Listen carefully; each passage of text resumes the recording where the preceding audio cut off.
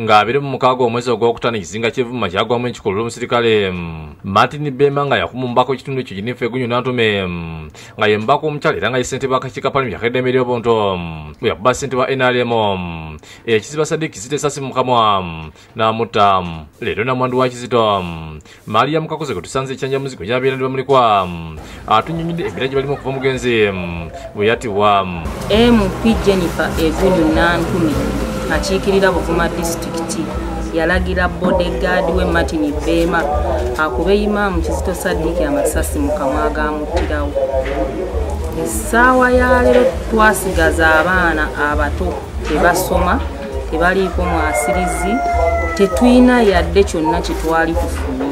Agamba nti okuva bolo yattibwa baageza kugoba ku musango nga bagola fayiro ku poliisi ez'enjawulo n'okutuuka ku bakulu kyokka tewali kuyambibwa kwonna kwe baali bafunye nga fayiro ez'enjawulo zaabuzibwa ngo tebamanyi kyakuzaako.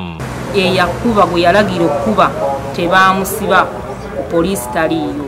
Twatambula ne tunoonya fayiro yaffe basooka ne batugamba eri Lugazi ne tutuukayo e Lugazi ne batugamba eri Kibuli. Ategeeza ng'omubaka Nantume yakudaalira n'abategeeze nga batajja kuba ku kibamukola kubanga ye munene mu gavumenti. Omukyala yatugamba ssente zembadde mbawa egyo emitwalo 7 gye mugaanye kaŋŋende muwo buli we munaatuuka wonna ng'obujulizi mbujjayo buli we munaatuuka wonna ng'obujulizi mbujjayo bwe mba mwagana ssente ze nali mbawa. Ono asabye abazira kisaba bayambe kubanga omuntu oyo yafiira w'emagega munjo mubadde babeera nali roodi abagobyemu. Nzirane Sadiki mwanyina w'omugenzi ategeeza ng'embeera gye balimu bweyungula eziga kuba Sadiki yali mpagirwaga mu kulabira bakadde baabwe.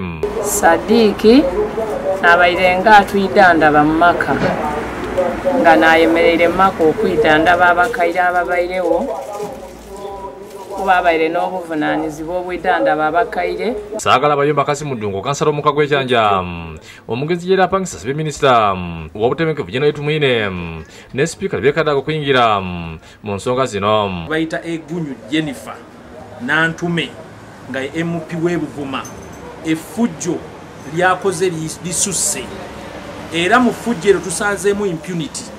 Gavumenti yaffe eno impunity abantu baliyo tebagambwako.